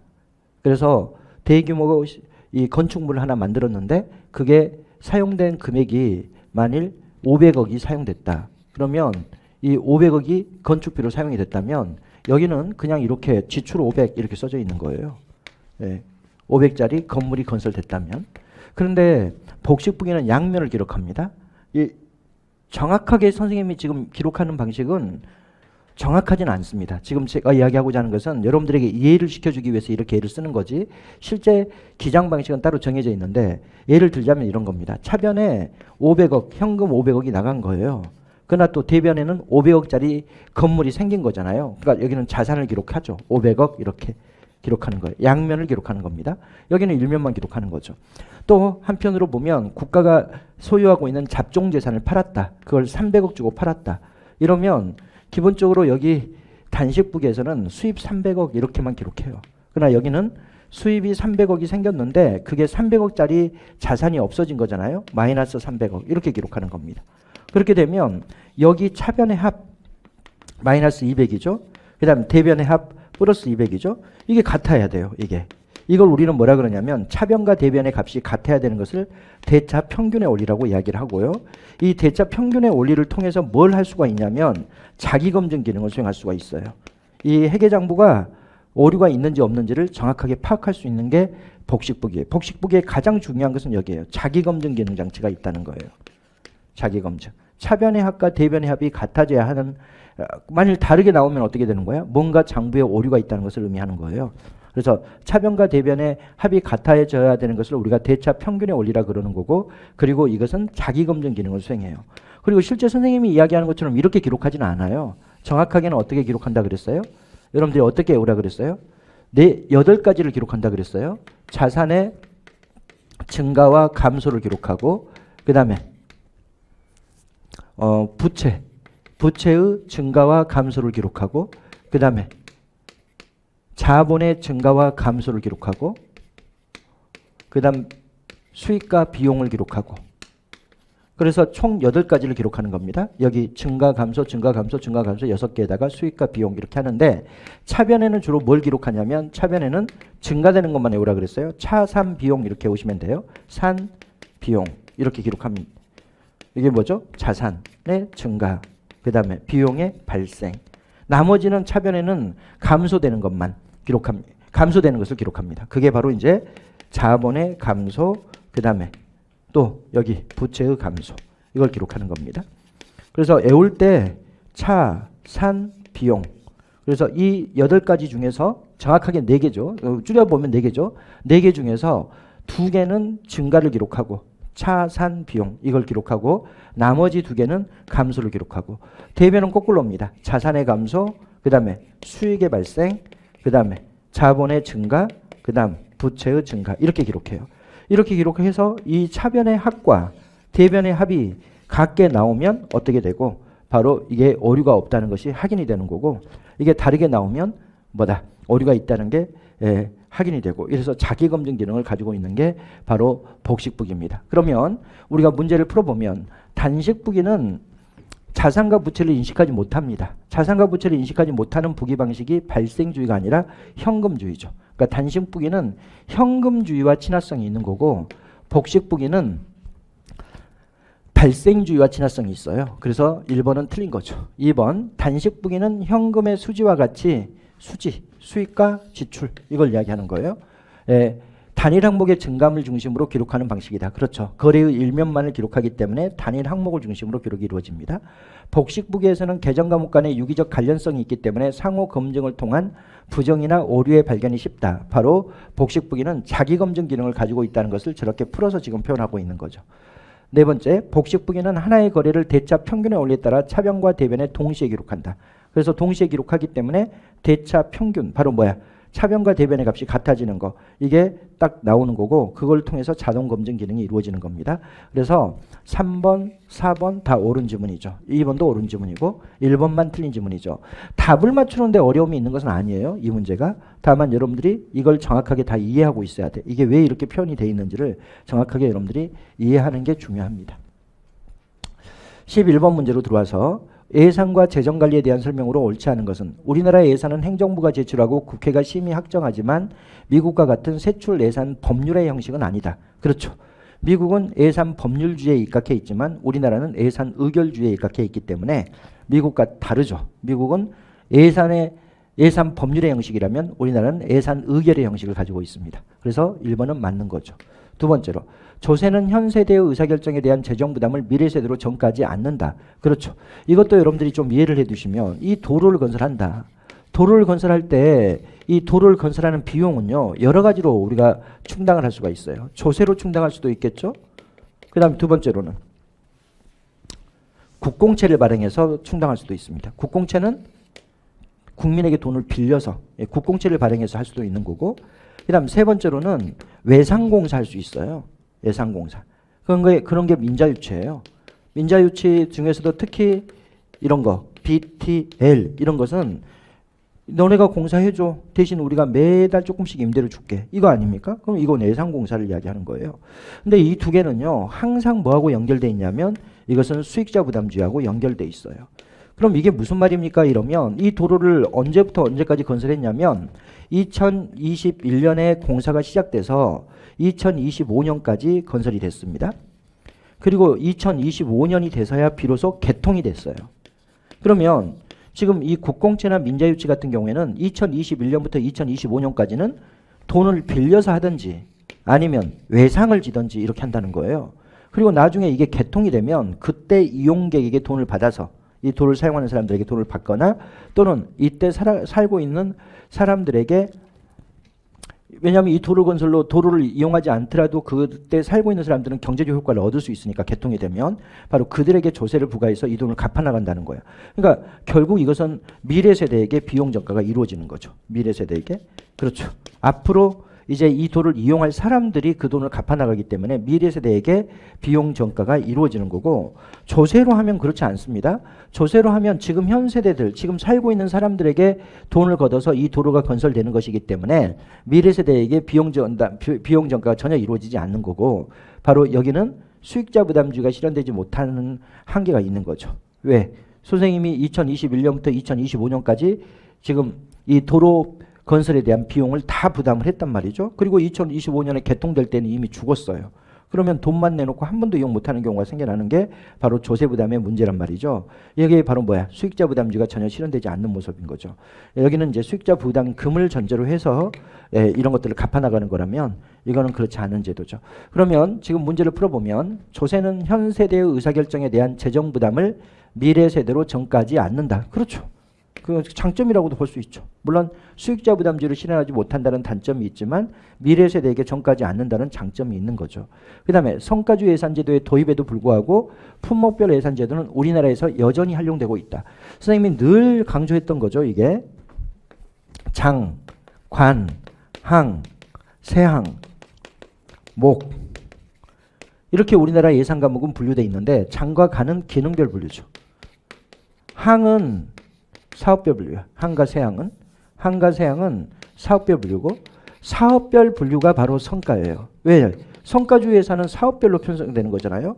우리가 성과주의 예산을 공부할 때 어떻게 사업별, 활동별 예산 분류라고 이야기하잖아요. 여기는 성과. 그 다음에 목, 이게 바로 뭐예요? 품목별 분류죠. 그래서 우리나라는 장관항, 세항, 세세항, 목 이렇게 구분이 되는데 여전히 뭐다? 바로 이런 품목별 예산제도를 활용하고 있습니다. 성과주의 예산제도의 도입에도 불구하고 항과 세항이 있기 때문에 우리가 성과주의 예산이 반영돼 있다고 볼 수 있죠. 그리고 품목별 예산제도인 목을 여전히 활용하고 있는 거죠. 그래서 3번도 맞는 지문이죠. 4번 추가경정 예산은 예산의 신축성 확보를 위한 제도로서 그렇죠. 예기치 못한 사태가 발생했을 때 원래의 예산이 확정된 이후에 변경의 필요성이 있을 때 편성하는 예산이 바로 추가경정 예산이고 최소 1회의 추가경정 예산을 편성하도록 국가재정법에 규정돼 있다. 이건 틀렸죠. 우리나라 추가경정 예산은 편성 사유를 제한하는 거지 편성 횟수를 제한하지는 않습니다. 편성 사유로는 전쟁이나 대규모 재난이 발생했을 때 경기 침체, 대량 실업, 남북관계, 경제 협력의 이유를 통해서 또 법률상 지출 의무가 있을 때 추가경정 예산을 편성할 수 있다고 해서 편성 사유를 제한하고 있지 편성 횟수를 전혀 제한하고 있지 않기 때문에 추가경정 예산은 횟수 제한이 전혀 없습니다. 지금 문재인 정부는 지금 1월 달인데 벌써 또 추가경정 예산 편성한다고 지금 언론에 나와요. 도대체 뭐 하자는 건지 알 수가 없어요. 왜 그러냐면 작년에 세수가 너무 많이 거쳤다는 거예요. 세금이 너무 많이 거쳤으니까 그거 쓰겠다는 거야. 그럼 왜 그렇게 걷어놓고 좀 이렇게 난리를 칩니까? 그러니까 이해할 수 없는 일이에요. 그게 잘한 것이 절대 아닙니다. 보통은 이게 한 하반기로 가잖아요. 하반기로 가면 계획이 흐트러지는 경우가 많아요. 하반기로 가면. 왜냐하면 전년도에 편성해서 의결을 받은 것이니까. 그럼 하반기 좀이나 가야지 이제 추가경정 예산을 편성하는데 1월 달에 추가경정 예산을 편성한다는 것은 아주 이례적인 현상이에요. 그리고 잘못된 거죠. 그거는. 국가가 예산을 잘못 편성했다는 말하고 똑같은 것이니까 그렇게 되면. 그래서 기본적으로 우리나라는 이런 추가경정 예산의 횟수는 전혀 제한하지 않습니다. 그래서 문재인 정부도 지금 마지막인데 지금 선거 때가 다가와 있는데 추가경정 예산을 편성한다는 것은 상당히 많은 비판을 받을 거예요. 특히 야당으로부터. 그렇게 하면 안 되죠. 선거가 끝나고 나서 대통령이 만들어지면 이제 그 사람의 의지에 따라서 예산이 그 사람의 의지대로 반영이 안 돼 있을 거니까 그때 이제 추가경정 예산을 편성하는 게 좀 낫지 않을까. 저 개인적인 생각은 그렇습니다. 누가 대통령이 되든 상관없이. 좌우간 4번이 틀린 지문이죠. 그 다음 12번 킹던의 정책의 창이론에 대한 설명으로 옳지 않은 것은 킹던은 세 가지를 이야기하죠. 정치의 흐름, 정책의 흐름, 문제 흐름. 네, 선생님 죄송합니다. 다시 쓰겠습니다. 문제 흐름, 그 다음에 정책의 흐름, 그 다음 정치의 흐름. 이 세 가지를 가지고 이야기합니다. 이 문제 흐름, 정책의 흐름이 바로 뭐라 그랬어요? 이 해결책이라 그랬죠. 해결책. 그 다음에 이 사람이 가장 강조하고 있는 게 정치의 흐름인데 이 정치의 흐름이라는 것은 통치권자의 변화라든지 지금 선거를 통해 가지고 통치권자가 바뀐다든지 아니면 국회의 다수파의 변화라든지 또는 여론의 변화라든지 이런 걸 우리가 정치의 흐름이라고 이야기합니다. 이 사람은 이게 세 가지가 어떻게 한다. 서로 독립적으로 흘러다니다가 어떤 계기로 이게 결합이 되면 창문이 열린다는 거예요. 창문. 정부의 창문이 열려서 어떻게 된다. 이 안으로 이 의제가 들어와서 논의되기 시작한다라고 이야기를 하는 겁니다. 그래서 이 이론은 정책 결정보다는 정책 의제 설정에 대한 의제 설정에 더 초점이 맞춰져 있는 정책 결정 모형입니다. 정책 의제 설정에 더 초점을 두고 있는 거죠. 그 다음에 문제 흐름, 정책의 흐름, 정치의 흐름이 우연한 계기로 결합이 될 때 정부의 창문이 열려서 이 의제가 정부 안으로 들어와서 여기에서 뭐다? 의사결정이 이루어진다라고 보는 이론은 이 이론은 쓰레기통 모형을 약간 발전시켜 놓은 것이고요. 그리고 여기 이걸 특히 강조하고 있다는 것을 여러분들이 반드시 알고 있어야 됩니다. 그럼 우리가 문제를 풀어보겠습니다. 문제에 대한 대안이 존재하지 않을 거면 그럼 뭐가 없는 거야? 이 정책이 없는 거잖아요. 정책, 해결책. 여기서 정책은 해결책을 이야기합니다. 해결책이 없으면 정책의 창은 잘 안 열려요. 혹시라도 열렸다 하더라도 바로 닫혀버립니다. 해결책이 없으면. 그러니까 당연히 맞는 거죠. 정책의 창은 국회 예산주기, 정기회의 개회 등의 규칙적인 경우뿐만 아니라 때로는 우연한 사건에 의해 열리기도 한다. 그렇습니다. 이 정책의 창문이 열리는 게 꼭 어떤 예상치 못한 사건으로만 열리는 게 아닙니다. 지금 여기 국회의 다수파가 이렇게 다 바꿔졌어요. 예전에는 국민의힘 쪽이 다수파였는데 이제는 민주당 쪽이 다수파가 됐다. 그럼 예전에 전혀 논의되어 있지 않았던 것을 여기 국정감사 과정에서 논의할 수도 있고 이래요. 그게 이제 우리가 예전에 김용진 의원인가? 이게 사립민주촌 이거 박용진인가? 그분 박용진 의원인가 이분이 민주당 출신의 국회의원이죠. 그런데 국민의힘이 다수일 때는 사학비리에 대해서 언급조차 못해요. 왜냐하면 여러분들이 다 알겠지만 국민의힘 쪽은 아버지가 학교를 설립한 사람이 되게 많아요. 왜 그런지 아시죠? 여러분들이 그 부자들은요. 아무리 자식이 멍청한 놈이 태어나더라도요. 그 부를 유지할 수 있는 수단이 있어요. 그게 뭐냐면 학교예요. 학교는 절대 망하지 않거든. 내 아들이 진짜 멍청하고 또라이 같아. 그래도 얘는 학교를 설립해 주잖아요. 그럼 절대 망하지 않습니다. 왜냐하면 학교는 경쟁하는 곳이 아니거든요. 막 기업처럼 경쟁을 해가지고 경쟁에서 밀리면 기업이 도산되고 그래서 난리가 나고 이러지 않아요. 학교는. 그러니까 옛날 부자들이 부를 축적하기 위한 방법으로 그리고 부를 자손 대대로 물려주기 위한 방법으로 돈이 많으면 무조건 학교를 먼저 설립하고 그 다음에 이제 다른 거 하고 막 이렇게 했던 거거든요. 그러니까 이제 옛날에 부자들이 전부 다 이런 사학재단을 많이 운영하고 있거든요. 근데 이제 국민의힘 쪽이 이제 그런 게 되게 많아요. 사학재단에 자녀들이 되게 많은 거고 그렇기 때문에 그들이 다수파일 때는 절대 이게 정보주로 삼아지지 않습니다. 그러나 이제 여기 국회의 다수파가 바뀌어버렸어요. 그래서 그 의제가 여기로 들어와요. 근데 이 사람이 언제 이야기하냐? 국정감사 기관에서 이야기합니다. 그러면 이거는 규칙적인 경우예요? 불규칙적인 경우? 구칙적인 경우? 항상 매년 진행되는 국정감사 기관에서 이 이야기를 꺼내는 거예요. 그러니까 기본적으로 여러분들이 이게 국회의 다수파가 바뀌거나 통치권자가 변화되거나 여론이 바뀌게 되면 임시회를 개최해서만 이런 것들이 논의되는 것은 아니고 바로 예산 심의 과정에서 새로운 의제에 대한 논의가 이루어질 수도 있는 거고 국정감사라는 정기적인 이런 제도 장치에 의해서도 이런 의제가 논의되기 시작하고 이렇게 되는 겁니다. 그래서 기본적으로 선생님이 이것도 되게 강조했던 건데 수업 시간에 국회의 예산 주기나 정기 회의 개회 등의 규칙적인 경우에도 창문이 열릴 수가 있는 거고 창문이 열린다는 것은 그 의제가 논의된다는 거예요. 또는 불규칙적인 우연한 사건에 의해서 열리기도 해요. 이럴 때 우연한 사건에 의해서 열릴 때는 주로 이제 임시 같은 걸 개최해가지고 열리기도 하고 이렇습니다. 문제 흐름, 이슈의 흐름, 정책의 흐름이 만날 때 정책의 창이 열린다. 틀렸죠? 문제 흐름, 정책의 흐름이죠. 정책의 흐름, 정치의 흐름. 이 세 가지가 우연히 만났을 때 정책의 창이 열린다고 봅니다. 마치와 올슨이 제시한 쓰레기통 모형을 발전시킨 것이다. 그렇죠. 마치 올젠인데 올젠 그 다음에 코엔 마치 올젠이죠. 이들이 제시한 쓰레기통 모형을 변화시킨 게 발전시킨 게 킹던의 정책의 창 이론이죠. 그래서 답을 찾는 데는 아무런 어려움이 없어요.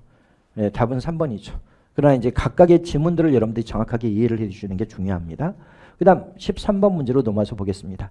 조직구조의 설계에 있어서 조정의 원리에 대한 설명으로 옳지 않은 것은 여기는 이제 수직적 연결 방법과 수평적 연결 방법을 가지고 문제를 냈는데 이 조종 방법이 두 가지가 있습니다. 수직적 조종 기제가 있고 수직적 조종 기제는 뭐예요? 수직적 조종 기제는 상위 계층에서 조종하는 것을 수직적 조종 기제라고 이야기합니다. 상위 계층. 수평적 조종 기제라고 하는 것은 동일 계층에서 조정해 나가는 거야. 동일 계층에서. 동일 계층 이렇게 돼 있는 거고 수직적 조정 기제는 여러분들이 머릿속에 반드시 둬야 됩니다. 수평적 조정 기제는 수가 많아요. 그러니까 여러 번 읽어두셔야 되고 수직적 조정 기제는 3개밖에 안 되기 때문에 정확하게 알아두시라 그랬어요. 뭐였어요? 계층제 또는 계층지기의 추가 이게 있고 두 번째로는 또 뭐가 있어요? 바로 상위 계층에서 규칙과 계획을 마련해 주면 돼. A와 B가 서로 싸운다. 그러면 야 우리 조직의 규칙은 이거야. 이 규칙에 따라서 이래. 그러면 조정이 될 수 있다는 거예요. 그래서 여기는 상위 계획의 마련 및 규칙의 설정 이런 거죠. 이건 다 상관이 해주는 거예요. 그 다음에 세 번째로 보면 수직 정보 시스템. 이게 이제 바로 수직적 조정 기제의 장치죠. 수평적 조정 기제에서 가장 중요한 것은 두 가지입니다. 하나는 태스크포스 임시사업단이죠. 또 하나는 프로젝트 팀. 이거는 뭐예요? 임시사업단이기 때문에 보통 1년 이내로 활동하는 거고요. 프로젝트 팀은 뭐예요? 좀 더 장기적으로 활동하는 건데 여러 부처에 소속되어 있는 사람들이 수평적 관계에서 만나서 업무를 수행해 나갑니다. 이건 똑같아요. 지금 이게 대한민국 정부라면 이게 한미 FTA 체결단이 만들어졌다. 그러면 여기에 과학기술정보통신부 소속 공무원도 들어오고 농림축산식품부에 소속 공무원들도 들어오고 산업통상자원부 소속 공무원들도 들어오고 이렇게 해서 여기서 수평적 관계에서 서로 토의하고 그 다음에 어떻게 우리가 협상을 진행할 것인지 대안을 마련하고 이렇게 하는 것이 바로 태스크포스입니다. 근데 이게 좀 더 장기적으로 가면 이게 프로젝트 팀이 돼요. 그래서 여기는 우리가 임시사업단이라고 부르는 거고 여기는 연구사업단이라고 부르는 거고 이거 외로도 뭐 직접 접촉도 있고 그 다음에 통합관리자도 있고 뭐 위원회 조직을 형성하는 것도 있고 뭐 여러 가지가 있죠. 그러나 가장 중요한 게 수평적 조정기제에서는 태스크포스하고 프로젝트 팀입니다. 문제를 우리가 풀어보면 수직적 연결, 이게 수직적 조정기제를 이야기해. 상위 계층의 관리자가 하위 계층의 관리자를 통제하고 하위 계층 간 활동을 조정하는 것을 목적으로 한다. 그렇죠. 수직적 조정기제는 상위 계층에서 그 아래 계층의 갈등을 조정해 주는 것이 바로 수직적 조정기제니까. 수직적 연결 방법으로는 임시적으로 조직 내 인적 물적 자원을 결합하는 프로젝트 팀의 설치 등이 있다. 틀렸죠. 프로젝트 팀은 수평적 조정기제지 수직적 조정기제가 아닙니다. 수평적 조정은 연결은 동일한 계층의 부서 간 조정과 의사소통을 목적으로 한다. 그렇죠. 동일한 계층에서 조정하는 것을 수평적 조정이라고 이야기합니다. 수평적 연결 방법으로는 다수의 부서 간의 긴밀한 연결과 조정을 위한 태스크포스의 설치 등이 있다. 맞죠. 태스크포스든 프로젝트 팀이든 전부 다 수평적 조정 기제에 해당하기 때문에 당연히 2번만 틀리고 나머지는 다 맞는 지문이죠. 14번.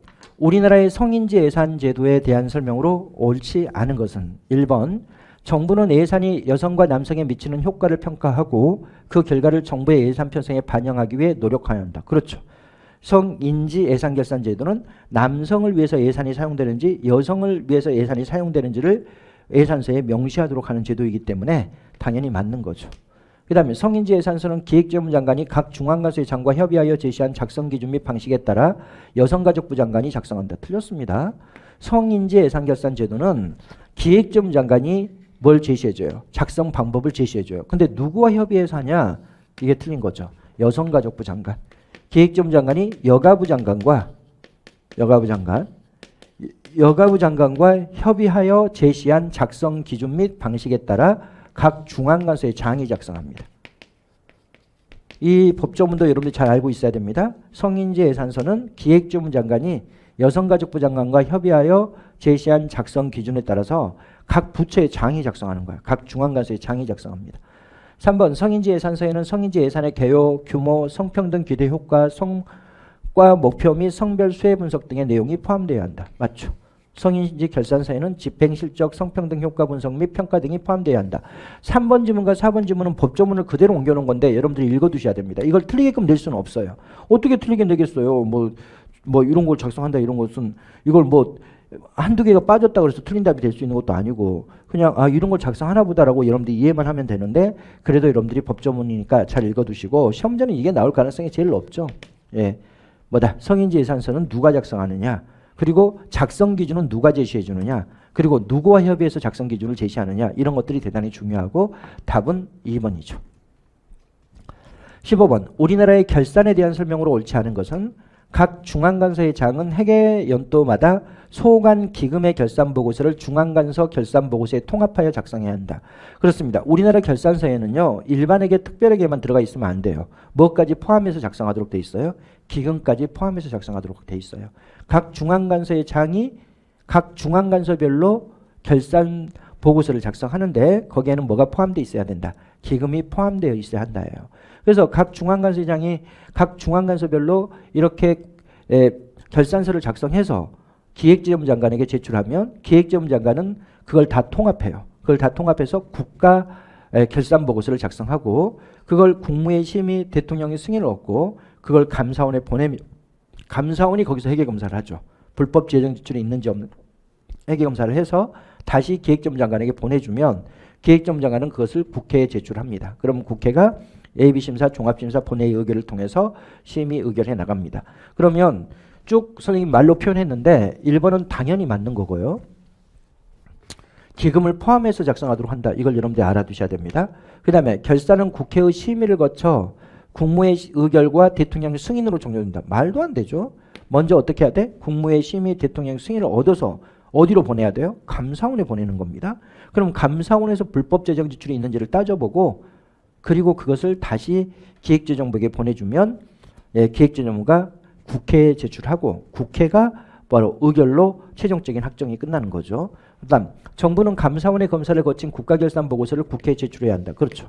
결산은 한 회계년도의 수익과 지출 실적을 학정적 계수로 표시한다. 이것도 대단히 중요하다 그랬습니다. 예산은 예정적 수치이고 결산은 이미 써버린 돈에 대한 것이니까 학정적 계수라고 표현한다는 걸 여러분들이 반드시 알고 있어야 되죠. 맞죠? 그래서 아주 쉽게 문제가 출제된 건데 2번이 틀린 지문이죠. 16번. 공무원의 부패의 사례와 그 유형을 바르게 연결한 것은. 선생님이 이거 공무원 부패 이야기할 때 반드시 예가 중요하다고 여러 번 이야기했어요. 딱 예를 보자마자 이게 무슨 부패다라고 딱 느낄 수 있어야 됩니다. 무허가 업소를 단속하던 공무원이 정상적인 단속 활동을 수행하다가 금품을 제공하는 특정 업소에 대해서 단속을 하지 않는다. 이건 뭐죠? 이건 일탈형 부패예요. 돈 쳐받고 공무원이 돈 낸 업체들만 단속 면제해 주는 거. 여러분들 나중에 공무원 돼가지고 그런 짓거리 하다가 걸리면 끝나는 겁니다. 인생. 하여간 절대 돈 10원도 받지 마. 그거 받지 말고 여러분들이 일하더라고 월급 다 주고 있는데 그거 받아가지고 또 나중에 막 감사원 끌려다니고 그리고 개망신 당하고 그러지 말고 그리고 자식한테도 부끄럽지 않겠어요? 이렇게 해가지고 막 지금도 막 난리잖아요. 뭐 오스템 임플란트인가 뭔가 그 회사 막 뭐 몇천억을 누가 횡령해가지고 난리가 나고 그래서 결국 아버지 자살했잖아요. 그럼 뭔 짓거리입니까 그게? 자기 아버지까지 자살하게 만들고 지 처제는 또 깜빵 가게 만들고 그럼 뭔 짓거리야. 그게 있을 수도 없는 일. 그리고 그 전에도 돈이 엄청 많던데 그 돈 외로도 파주에다가 건물을 세 채 네 채를 가지고 있고 우리가 말하는 아파트 건물을 가지고 있는 게 아니라 상가 건물을 몇 채씩 가지고 있는 사람이 아니 뭐 얼마나 욕심이 많아가지고 그렇게 못된 짓거리 하고 결국 완전히 그 가족이 파멸로 가버리잖아요. 부모님이 자살했다 이건 보통 일이 아닌 거지. 자오관 여러분들이 부패를 저지르면 절대 안 됩니다. 자오관 그렇고 금융위기가 심각함에도 불구하고 국민들의 동요나 기업 활동의 위축을 방지하기 위해 금융위기가 전혀 없다고 관련 공무원이 거짓말을 한다. 이건 뭐죠? 이거는 대부분의 국민들이 처벌을 원하지 않는 부패인 백색 부패죠. 그렇죠? 선의의 거짓말은 백색 부패 예로 주로 활용이 되죠. 그 다음에 인허가와 관련된 업무를 담당하는 공무원의 대부분은 업무를 처리하면서 민원인으로부터 의례적으로 그냥 당연하게 급행료를 받는다. 이렇게 당연하게 급행료를 받는 것은 결국 뭘 의미하는 거예요? 간례화된 부패, 바로 제도화된 부패를 이야기하는 거죠. 그 다음 거래 당사자 없이 공급횡령, 개인적 이익 편취, 회계부정 등이 공무원에 의해서 일방적으로 발생한다. 거래 당사자가 있는 부패를 우리는 거래형 부패라 그러고 이렇게 거래 당사자 없이 자기가 막 회계장부를 조작해가지고 부패, 임플란트 그 오스템 임플란트가 바로 뭐예요? 거래 당사자 없이 자신이 회계장부를 조작하고 막 이렇게 해서 한 거잖아요. 이런 걸 우리는 사기형 부패라고 이야기를 합니다. 네. 거래형 부패와 대립되는 표현으로 쓰는 거죠. 보면 일탈형 부패, 백색 부패, 제도화된 부패, 사기형 부패를 여기서는 비거래형 부패라고 표현해서 시험 문제 출제된 거죠. 그래서 답은 3번이죠.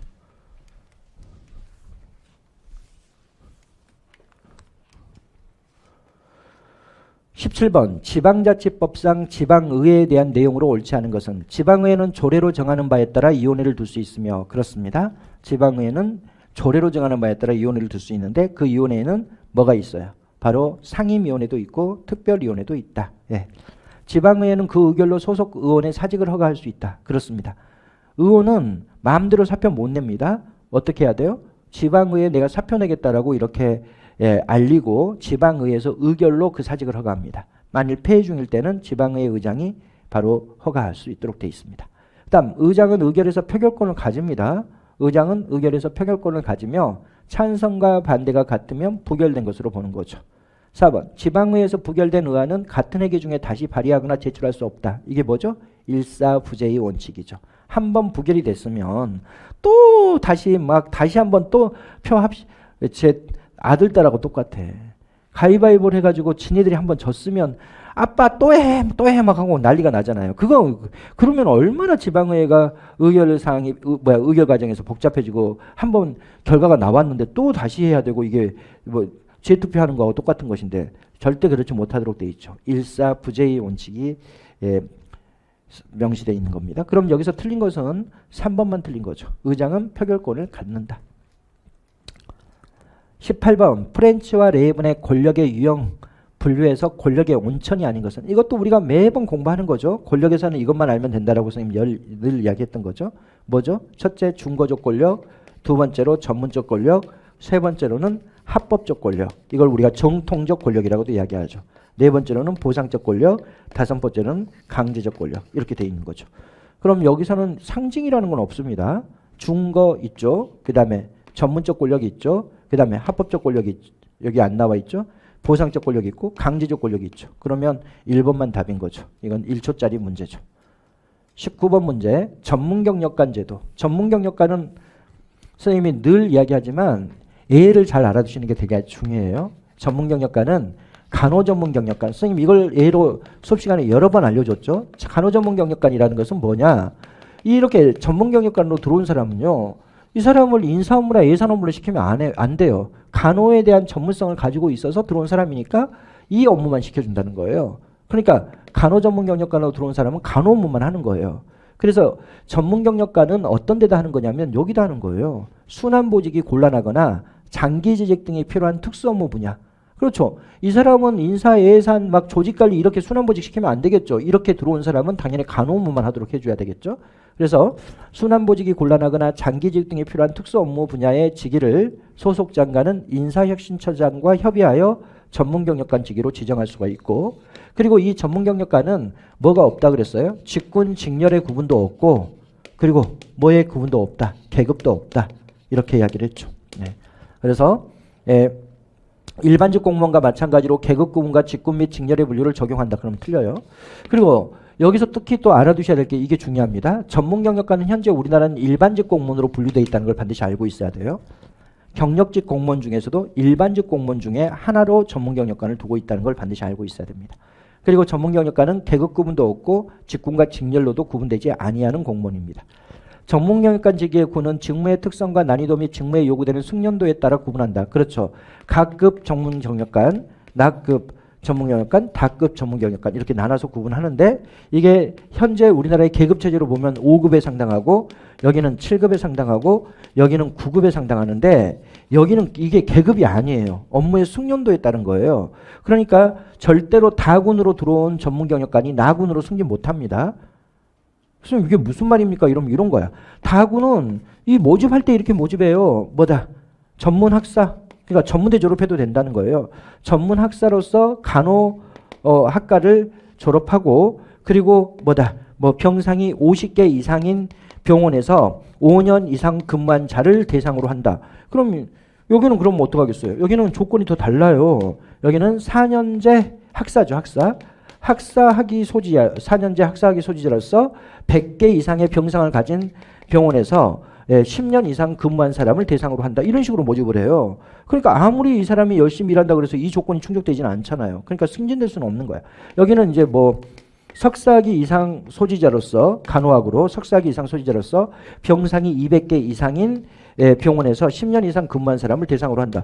이런 식으로 아예 요건부터 다 다르게 이렇게 하고, 이 사람이 여기서 10년 근무했다고 해서 여기로 승진하거나 이러지 절대 할 수 없습니다. 딱 모집할 때부터 요건을 달리해서 모집을 하는 것이고, 그렇게 돼 있는 거고, 그리고 여기는 뭐 5년 근무했고 여기는 10년 근무했고 여기 선생님 15년 근무했고 이런 식으로 뭐야 아주 대형 병원에서 15년 이상 근무했다, 이것은 숙련도가 높다 이야기를 의미하는 거잖아요. 이런 것으로 하는 것이지, 이거는 구분이 이루어지긴 하지만 이게 계급 구분은 아니고 그냥 보수를 줄 때 여기는 5급 상당 보수를 주고 여기는 9급 상당 보수를 준다, 이런 의미예요. 그 다음에 임용권자는 일정한 경우에 전직 시험을 거쳐 전문경력관을 다른 일반직 공무원으로 전직시킬 수 있다. 그렇죠. 시험을 거치면 그렇게 돼요. 시험을 거치면 전직 시험을 거쳐서 다른 일반직직으로 전직할 수도 있고, 그리고 순환보직이 곤란하지만 동일한 업무와 관련해서는 다른 곳으로 이동할 수 있습니다. 만일 이 사람이 국군 수도통합병원 간호전문경력관으로 일하고 있는데, 여기 국군 수도통합병원이 아마 수색에 있는 것 같던데, 수색에 있어요. 그 다음에 어디로 갈 수가 있냐면 원주통합병원 전문경력관으로 갈 수는 있겠죠. 같은 병원 업무고 이러니까. 그래서 그런 전보도 가능합니다. 전보도 가능하지만 뭐다? 다른 직무를 시킬 수는 없어요. 딱 그 간호 업무를 시키는 데에만 초점을 두고 있는 거죠. 그래서 전직 전보가 가능합니다. 전직은 시험을 봐서 가능한 거고, 전보는 동일한 직무를 전제로 해서 다른 기관으로 이동할 수가 있습니다. 동일한 직무, 바로 간호 업무 여기를 전제로 해서 이동할 수가 있죠. 그러면 2번만 틀린 거고 나머지는 다 쉬운 건데 쉬운 게 아니라 답을 맞추기는 엄청 쉽게 나와 있죠. 지문들이 워낙 잘 만들어져 있는 거니까 여러분들이 공부하기에는 대단히 좋은 지문들로 구성이 되어 있습니다. 그 다음에 20번 지방정부의 행정서비스 공급 체계 및 방식에 대한 설명으로 옳지 않은 것은 정부의 직접적 공급이 아닌 대안적 서비스 공급 체제를 쓰레기 수거, 사회복지 사업 운영, 시설관리 등의 분야에 적용되고 있다. 그렇습니다. 대안적 서비스 공급 체제가 도대체 뭡니까? 이러면 이게요. 뭘 이야기하는 거야? 민영화 민간 위탁을 이야기해. 정부가 직접 생산하지 않고 이렇게 민간을 대안적으로 활용해 나가는 거예요. 그러니까 민영화 민간 위탁이 바로 대안적 공급 체제다. 이렇게 여러분들이 알아두시면 됩니다. 두 번째, 과잉 생산과 독점 등이 야기한 공공부문 비효율의 해결책으로 계약 방식을 통한 서비스 공급이 도입되고 있다. 계약 방식은 민간 위탁 중에 좁은 의미의 민간 위탁의 계약 방식인 거죠. 당연히 맞는 거죠. 사용자 부담 방식의 활용은 재정 부담의 공평성 제고에 기여한다. 사용자 부담은 바로 수익자 부담주의를 이야기하는 거죠. 그럼 실제 이용한 사람은 돈을 내고 실제 이용하지 않는 사람은 돈을 내지 않기 때문에 결국 뭐다? 바로 수익자 부담주의 실현은 형평성 제고에 도움이 되는 거죠. 특히 어떤 형평성이에요? 여기는 수평적 형평이죠. 수평적 형평. 그렇죠? 많이 이용한 사람은 많은 돈을 내야 되고 이용하지 않는 사람은 돈 안 내고 이건 바로 뭐다? 수익자 부담주의 실현인데 이 수익자 부담주의 실현은 수평적 형평을 제고해 나가는 겁니다. 이용한 만큼만 돈을 내는 거니까. 네 번째, 사바스가 제시한 공공서비스의 공급 유형론에 따르면 자원봉사의 방식은 민간이 결정하고 정부가 공급하는 유형에 속한다. 이 표를 여러분들이 그릴 수 있어야 되는데 민간 위탁은 두 가지로 나눠집니다. 첫째, 공급은 결정권을 이야기해. 결정권. 결정을 공급이라고 이야기하는 겁니다. 그 다음에 두 번째로 생산. 이렇게 나눠볼 수가 있는데 정부가 공급을 하고 또 민간이 공급하고 그 다음에 정부가 생산하고 민간이 생산하고 이럴 수 있는데 민간 위탁이라고 하는 것은 이 부분만 민간 위탁이에요. 생산을 민간에게 넘기는 것을 우리가 민간 위탁이라고 그래요. 공급과 관련 없이 공급도 민간에 넘길 수도 있고 생산만 민간에게 넘기면 우리는 다 민간 위탁이라고 이야기를 합니다. 그럼 정부가 생산하면 이건 민간 위탁이 아닌 거죠. 이건 민간 위탁이 아니야. 그러면 공급은 정부가 하고 여기서 결정은 생산자 결정이 가장 핵심이 되는 거예요. 생산자 결정. 생산자 결정을 정부가 하고 그리고 생산은 민간이 하는 방식 중에 대표적인 방식이 뭐예요? 계약 방식이 있죠. 계약 방식은 경쟁 입찰을 통해서 정부가 생산자를 결정을 해 나갑니다. 그리고 선정된 민간 업체가 서비스를 생산하죠. 계약 방식. 그 다음에 허가 및 면허 방식도 이렇습니다. 허가 및 면허 방식은 행정법상 특허라 그랬어요.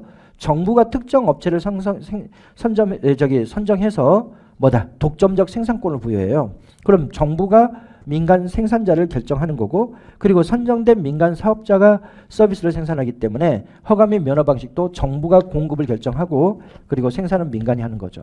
그 다음 세 번째로 보조금 지급 방식도 마찬가지입니다. 보조금 지급을 해줄 업체를 정부가 선정해. 그리고 보조금을 받은 민간 업체가 생산을 해 나가기 때문에 바로 공급은 정부가 하고 생산은 민간이 하는 방식이죠.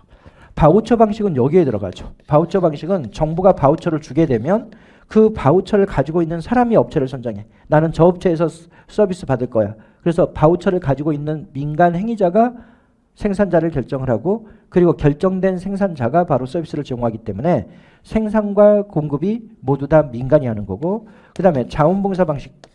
내가 어떤 자원봉사 기구에 참여할 것이냐는 내가 결정합니다. 바로 생산자를 내가 결정하는 거죠. 그리고 자기가 생산에 다른 사람과 같이 생산에 참여하기 때문에 자원봉사 방식도 공급도 민간이 하고 생산도 민간이 하는 거고 그 다음에 이제 자조 방식도 마찬가지야.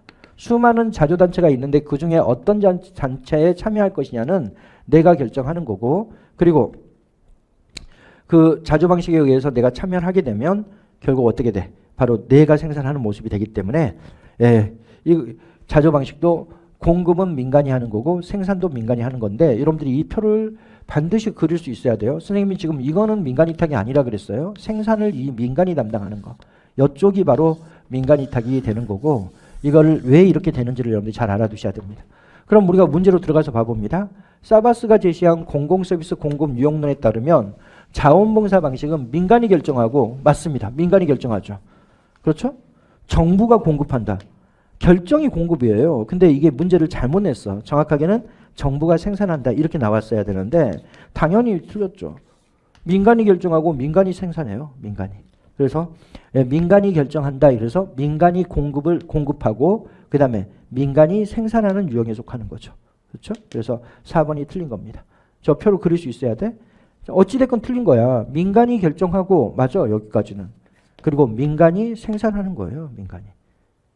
그렇죠? 근데 공급하기 결정이기 때문에 용어를 지금 정확하게 구사하고 있지 않다. 이렇게 선생님이 이야기하는 거고 정확하게 표현을 하려면 민간이 공급하고 그 다음에 민간이 생산하는 방식이죠. 정부가 들어가면 절대 안 되죠. 그래서 4번이 틀린 거고 나머지는 다 옳은 지문입니다. 여러분들이 지금 이 문제들은요. 법조문 같은 게 잘 안 나와 있죠. 문제가. 그리고 이론상의 논의들을 가지고 시험 문제를 많이 내놨는데 이런 문제가 제일 좋은 문제들입니다. 법조문 가지고 문제 내놓는 조잡한 문제를 잘 출제하지 않고 이론상의 논의들을 잘 이해하고 있는지를 가지고 문제를 내놨는데 여러분들이 지금 오늘 봤던 시험 지문들은 다 아주 좋은 지문들로 구성이 돼 있어요. 다만 난이도는 그렇게 높지 않아요. 왜냐하면 답을 찾는 데는 큰 어려움이 없거든. 나머지 지문들을 공부해야 될 지문들이 되게 많기 때문에 여러분들이 꼭 복습을 잘 해서 자기 것으로 만들어서 올해 시험에 들어가시기 바랍니다. 다음 주는 2018년 지방직 구급 문제를 들고 우리가 해설 강의를 진행하도록 하겠습니다. 예, 고생하셨습니다.